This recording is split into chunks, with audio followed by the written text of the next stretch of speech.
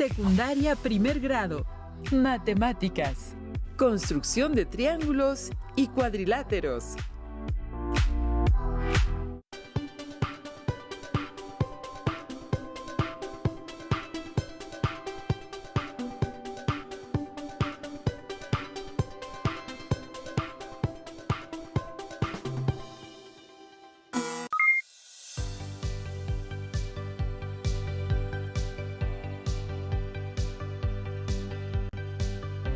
Bienvenidas y bienvenidos. Nos es muy grato volver a compartir con ustedes esta sesión de matemáticas para primero de secundaria. Mi compañero, el profesor Juan Carlos Martínez Cortés, y yo, Alejandro Sandoval Santana, trabajaremos junto a ustedes estudiando un tema importante para el desarrollo del pensamiento geométrico, con el interés de que puedan aprender a través de este espacio. Así es, estimadas alumnas y estimados alumnos. Les agradecemos su atención y les recordamos que el estudio es la base del éxito. Les sugerimos tomar nota de cada una de las actividades que les presentaremos y, si lo consideran necesario, pueden volver a ver la sesión para aclarar las dudas no resueltas. Iniciamos. En esta sesión trabajaremos con mayor profundidad un tema de geometría referente a la construcción de triángulos y cuadriláteros, así como la aplicación en algunos casos de criterios de congruencia. Les recomendamos tener cerca de ustedes su cuaderno o, en su defecto, hojas reutilizables, lápiz, goma, transportador, regla, compás y su libro de texto de la asignatura de matemáticas. En caso de tener discapacidad visual, preparen hojas Leyer, punzón y regleta. Las hojas reutilizables, así como el compás y la regla, les serán de utilidad en esta sesión, ya que aprenderemos a construir cuadriláteros e identificaremos algunas características tanto de este tipo de figuras como de los triángulos. Analicemos el siguiente ejemplo, en el que podemos observar la construcción de un cuadrilátero, junto con la obtención de los ángulos interiores de triángulos y cuadriláteros. Don Miguel trabaja en una vidriería. Hace unos días, un cliente le solicitó realizar 20 piezas de espejos cuadrados para colocarlos en su sala. Para no equivocarse al realizar los cortes, Don Miguel primero hizo un boceto, es decir, un esquema en papel, para después replicarlo en el vidrio. Alumnas y alumnos, les sugerimos anotar las siguientes preguntas para reflexionar. ¿Cuánto deben medir los ángulos internos de la figura para que sea un cuadrado?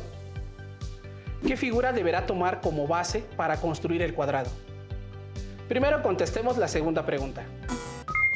Don Miguel puede utilizar un círculo e inscribir el cuadrado dentro de este, es decir, que los vértices del cuadrado queden sobre la circunferencia, como pueden ver en la figura. A Don Miguel no le especificaron la medida de los espejos. El cliente solo le comentó que los quería de un tamaño regular, para que lucieran bien en su sala, por lo que Don Miguel decidió realizar su circunferencia con un radio de 10 centímetros. Vamos a replicarlo para construir el cuadrado. Alumnas y alumnos, les sugerimos usar un compás.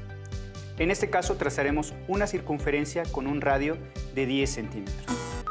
Para construir el cuadrado, Don Miguel ha utilizado su regla, trazando un diámetro de forma vertical, pues sabe que el diámetro es el segmento de recta que pasa por el centro del círculo, tocando dos puntos de la circunferencia.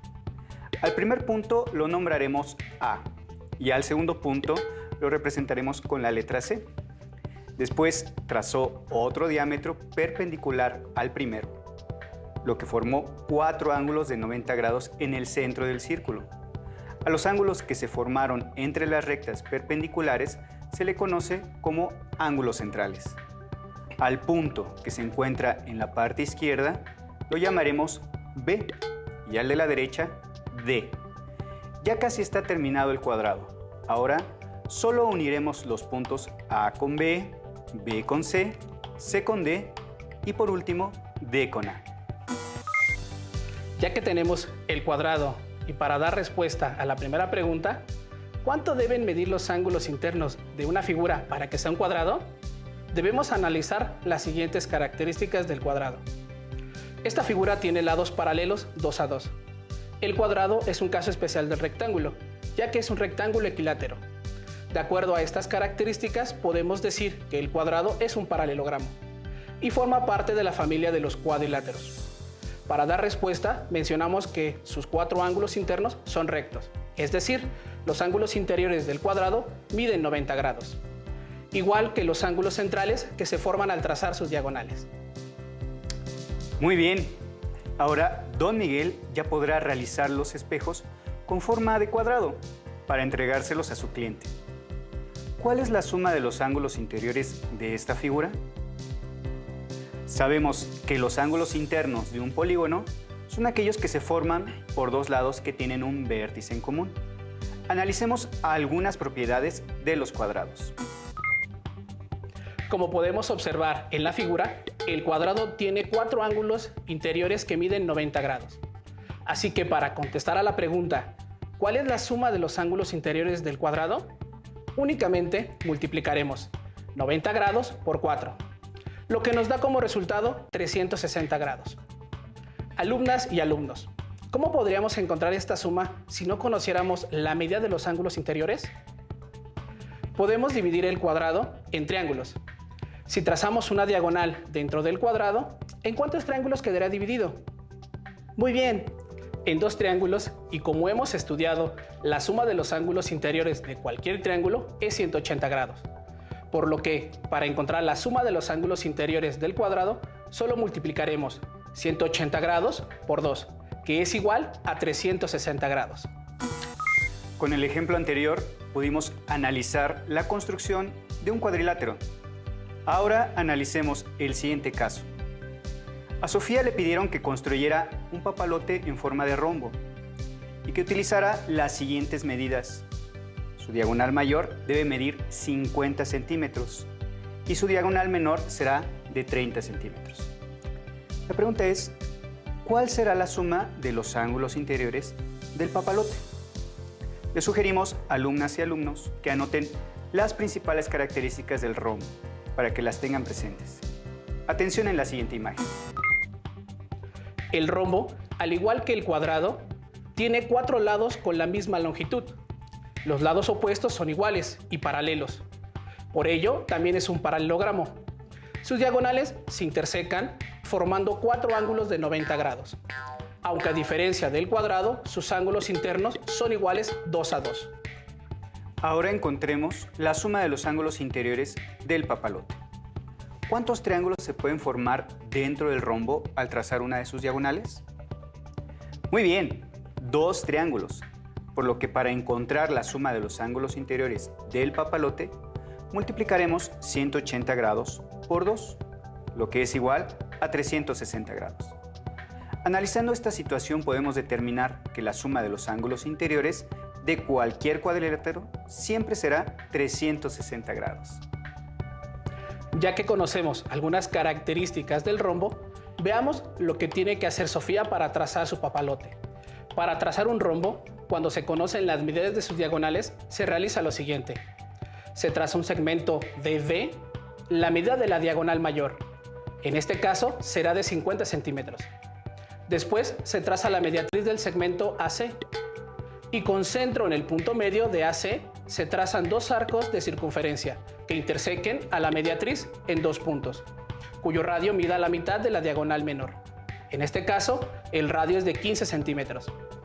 Finalmente, se unen los puntos A y C con los puntos en los que los arcos cortan a la mediatriz para formar el rombo ABCD. Muy bien. Después de construir un cuadrado y un rombo a partir de distintas informaciones, les propongo los siguientes retos, para que los realicen en alguna de las hojas de reuso que les sugerimos tener a su disposición. Primer reto, construyan un triángulo equilátero únicamente doblando el papel. Segundo reto, usando únicamente un compás y una regla, construyan un cuadrado. Muy ingenioso, profesor. ¿Sabes? Ahora me viene a la mente un dato que me gustaría compartirles. Los griegos, los egipcios y en general las culturas antiguas fueron grandes geómetras, sin contar con todos los instrumentos que hoy en día conocemos. Aún así, aportan una cantidad significativa de conocimiento matemático y geométrico. ¡Qué interesante! Y seguramente se preguntarán cómo le hacían para trazar un triángulo. Por ejemplo, el triángulo equilátero, que les mostraré cómo podemos hacerlo con una hoja de papel. Preparen su hoja y vayan siguiendo cada uno de los pasos. Primero, doblaremos de la siguiente forma la hoja.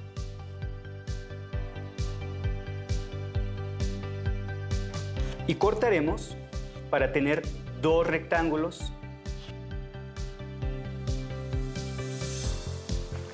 En un rectángulo marquen un doblez por la mitad, pero sin llegar al otro lado.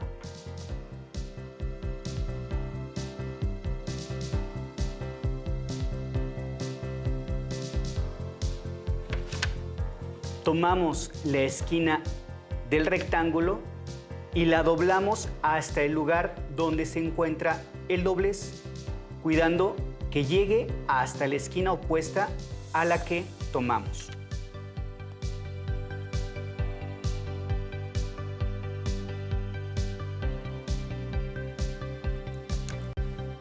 Ahora, siguiendo este trazo, doblamos y lo volvemos a hacer hasta terminar con la hoja, de esta manera.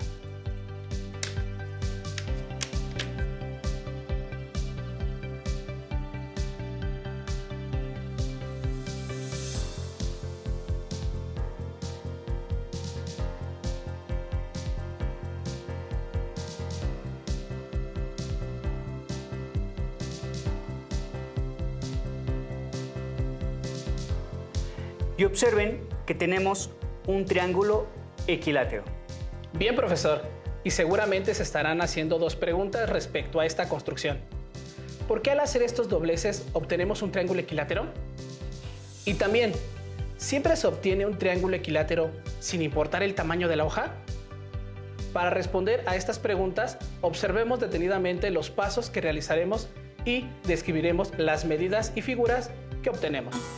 Primero, recortamos una hoja con forma rectangular, como la que se muestra. A continuación, marcamos por la mitad. Al hacer esto, podemos observar la siguiente característica. Las esquinas nos dan un ángulo de 90 grados. Después, tomamos una de las esquinas de la hoja y la doblamos hasta que coincida con la marca que habíamos hecho. Y que este trazo llegue hasta la otra esquina. Observen que, al utilizar el transportador, encontramos la medida de este ángulo, que es de 30 grados. Muy bien, profesor. Con esta información obtenemos un dato importante, ya que podremos conocer otro ángulo que resulta fundamental porque a partir de ahí doblamos y obtenemos el triángulo equilátero. Veamos de qué estoy hablando. Observen el triángulo. De este ya contamos con dos datos. La medida de este ángulo, que es de 90 grados, porque corresponde a la esquina de la hoja. Con este otro ángulo lo medimos con el transportador y obtenemos 30 grados. Ahora respondan, ¿este ángulo cuánto mide? Esto lo podemos calcular ya que la suma de los ángulos internos de un triángulo es igual a 180 grados. La suma de los ángulos ya conocidos es de 120 grados y para que se cumpla la igualdad faltan únicamente 60 grados, que corresponden a la medida del ángulo que nos faltaba. Es correcto, profesor. Pero eso no garantiza que el triángulo que resulta después de seguir doblando sea un triángulo equilátero. Como ya saben, un triángulo equilátero tiene todos sus ángulos y lados iguales. Es verdad, profesor.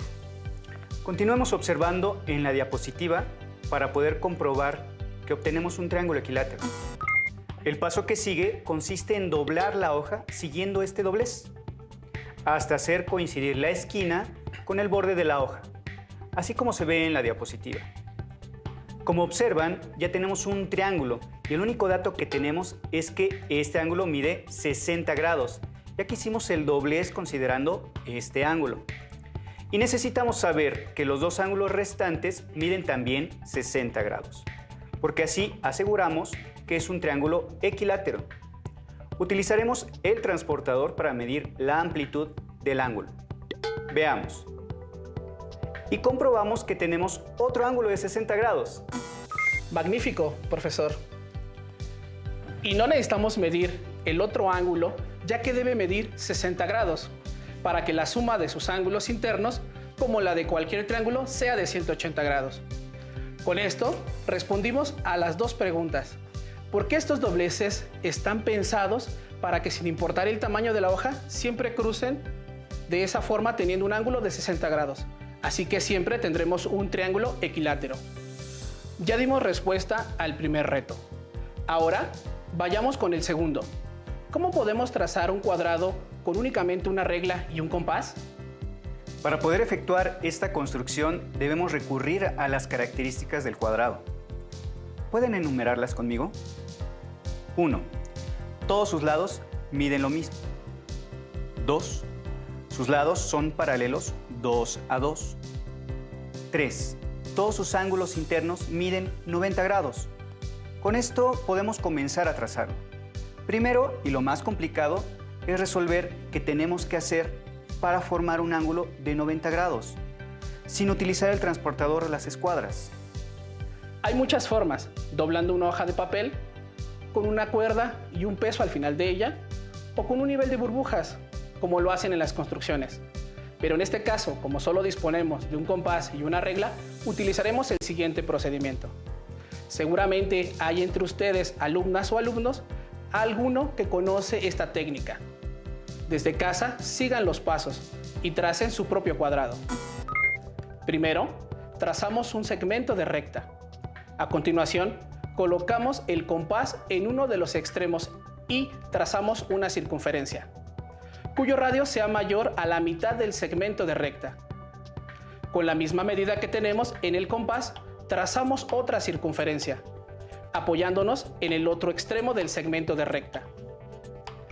Como observan, las circunferencias se intersecan en dos puntos. Trazamos una recta que cruce ambos puntos, la cual representa la mediatriz del primer segmento.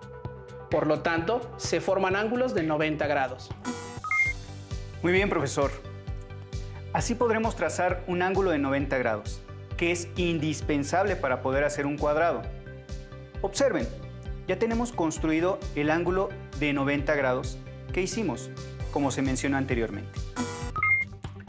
Con el ángulo recto trazado, solo necesitamos conocer la medida del cuadrado que queremos construir. En este caso, utilizaremos esta medida, X. Con el compás tomamos la medida, nos apoyamos en el vértice del ángulo de 90 grados y trazamos una circunferencia.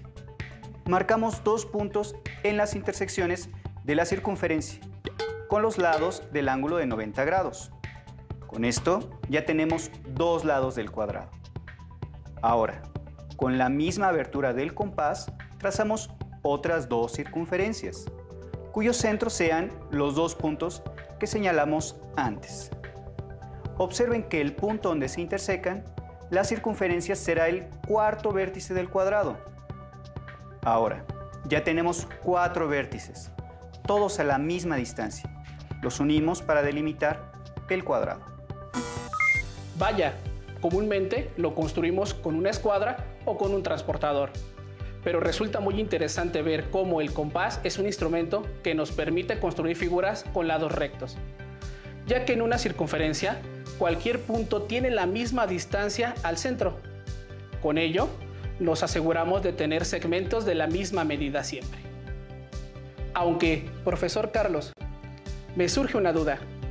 ¿Cómo podemos demostrar que la figura que construimos realmente es un cuadrado?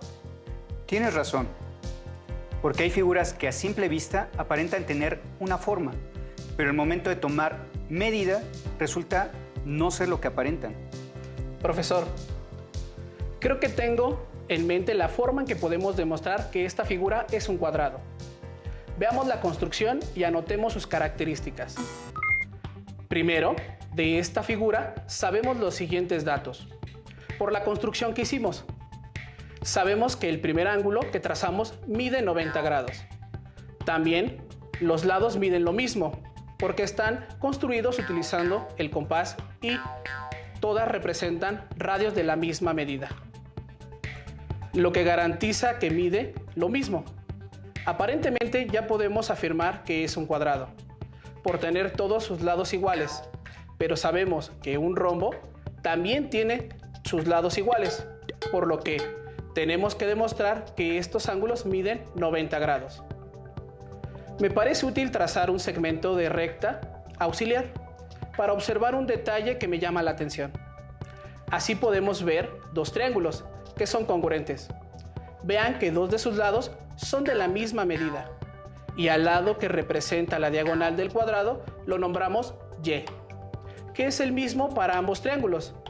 Así, de acuerdo al criterio lado, lado, lado, estos triángulos son congruentes, por lo que el ángulo opuesto al de 90 grados también mide 90 grados. Excelente, profesor. Ya utilizamos un criterio de congruencia de triángulos para demostrar que la figura que trazamos es un cuadrado. Permítame mencionar que otro criterio de congruencia que podrían utilizar es el criterio lado, ángulo, lado, ya que en este caso los triángulos tienen dos lados iguales y además el ángulo entre ellos mide 90 grados. En ambos casos, observen, este triángulo es uno en los que quedó dividido el cuadrado. Como sabemos, tienen un ángulo que mide 90 grados y también sabemos que tienen dos lados que miden lo mismo, X.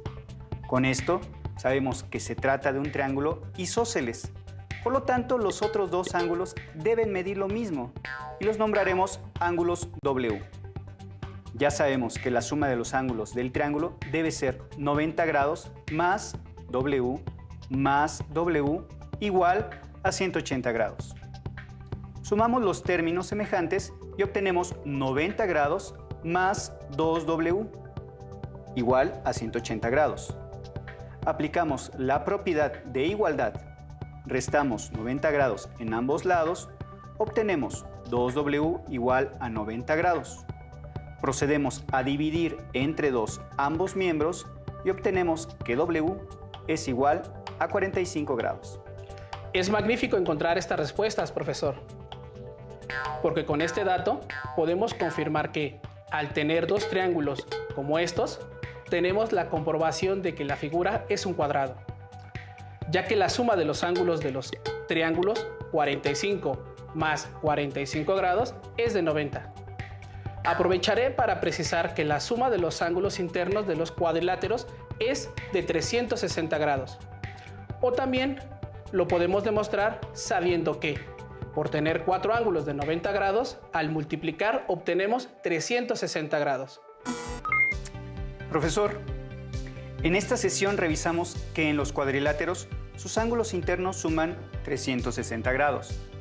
Además, trazamos triángulos y cuadrados mediante diversos procedimientos, sin utilizar el transportador, utilizando los criterios de congruencia de triángulos y demostramos que, efectivamente, habíamos construido un cuadrado. Así es, el tiempo de esta sesión ha concluido. Estuve muy contento de trabajar una vez más con ustedes. Yo también, sobre todo por contar con alumnas y alumnos de toda la República. Fue un gusto acompañarles en este viaje de conocimiento por el mundo de las matemáticas. Si tienes dudas o necesitas ayuda, llama al Centro de Apoyo Pedagógico a Distancia. El número de teléfono para secundaria es el 55 36 01 71 23.